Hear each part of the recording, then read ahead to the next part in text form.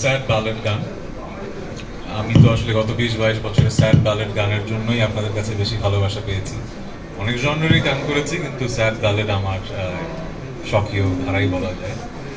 So যখন গানটা লিখেছি তখন মনে হচ্ছে যে কি নিয়ে লেখা যায়, কারণ এত গান আমি লিখেছি, আমার আশেপাশে কত ভালো ভালো গীতিকাররা লিখেছে প্রেম নিয়ে, কি নিয়ে লেখা যায়। আমার যেটা মনে হয়েছে, প্রেমের কোন অংশটা নিয়ে গান লেখা হয়নি সেরকম একটা অংশ খুঁজে বের করার চেষ্টা করি। আমার যেটা মনে হয়েছে, প্রেমে অনেক সময় একটা অধ্যায় থাকে, যখন মানুষ আরেকটা মানুষের প্রেমে পড়ে যায়, অনেক প্রেম, তখন অনেক প্রত্যাশা থাকে, তাই না? তো প্রত্যাশার পূরণ না হলে কি হয়, কষ্ট। যখন অনেক বড় ভুল হয়ে যায় তখন কিন্তু কষ্টটা অনেক বড় হয়ে যায়। কিন্তু এমনও তো হয় যে আপনি যাকে ভালোবাসেন তাকে আপনি ভালোবাসেন, কিন্তু সে যে কষ্টটা দিয়েছে সেই কষ্টটা আপনি পুষে রাখছেন, আপনি কষ্টে চুরমার হয়ে যাচ্ছেন, কিন্তু আপনি ভালোবাসাটা থেকে নিজেকে মুখ ফেরাতে পারছেন না। এই অনুভূতিটা হয় না? যে একজন মানুষকে ভালোবাসি আবার একজনকে ঘৃণাও করি একই সাথে। এই অনুভূতিটা আসলে কেমন, যে একটা মানুষকে ভালোবাসি, আমি জানি যে আমি তাকে ভালোবাসতে হয়তো চাই না, কিন্তু তাও ভালোবাসছি, এরকম একটা ফিলিং থেকে গানটার চিন্তাটা আসে। আর আমার যেটা মনে হয়, এই গানের নাম হচ্ছে একা ঘর আমার, কিন্তু সবচেয়ে ইম্পর্টেন্ট ওয়ার্ড হচ্ছে অবহেলা।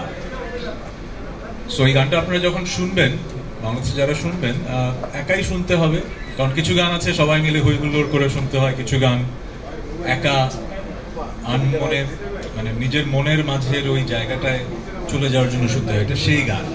এই গান হয়তো মোড়ে মোড়ে বাজবে না, এই গান হয়তো নিয়ে অনেক ধুমধাম হবে না, কিন্তু যেটা হবে, অসংখ্য মানুষ একা ঘরে এই গানটা শুনবে, আমার সেই বিশ্বাস। কারণ এই অবহেলার এই চিন্তাটা, ফিলিংটা সবার মাঝেই কম বেশি হয়তো জীবনে এসছে। আর যেটা হয়, আমি গত 20-22 বছরে অনেক গান করে যেটা বুঝতে পেরেছি, আমরা এখন পুঁজিবাদের সমাজে বসবাস করি, তো আমরা কাটতি খুঁজি, কিন্তু কাটতি খুঁজতে যে জিনিসটা হারিয়ে ফেলি, আমাদের শ্রোতা ভক্তদের সাথে একটা বন্ধন, যেটা হয় কি, একটা গান যখন লিখি, সুর করি বা মিউজিক করা শেষ হয়, অনেক ইমোশনের ব্যাপার।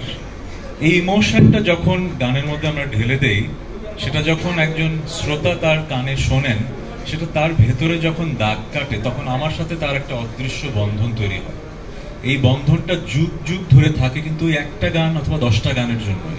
সো কাটতির জন্য অনেক গান হয়, মিলিয়ন মিলিয়ন ভিউ হয়, কিন্তু মিলিয়ন ভিউ এর মাঝে কিন্তু ওই বন্ধনটা আসলে তৈরি হয় না। সো আমি আসলে যশ খ্যাতি এত পেয়েছি, আমি কাটতি চাই না সেটা আমি বলছি না, কিন্তু আমি আসলে এই জায়গাটাতে খুব বেশি আমার প্রেম, যে আমার এই গানটা কি আমার ভক্তের মনে আমার সেই বন্ধনটা তৈরি করবে কিনা, কারণ আমি যা ফিল করেছি, লিখেছি, সেটা ওনারা বুঝতে পারছেন কিনা। আমি ধন্যবাদ জানাবো সিথিকে এত সুন্দর একটা প্রজেক্ট অর্গানাইজ করার জন্য। ওর সাথে আমার অনেকদিন ধরে কাজ করার কথা ছিল, কিন্তু এই প্রথম কাজ হলো।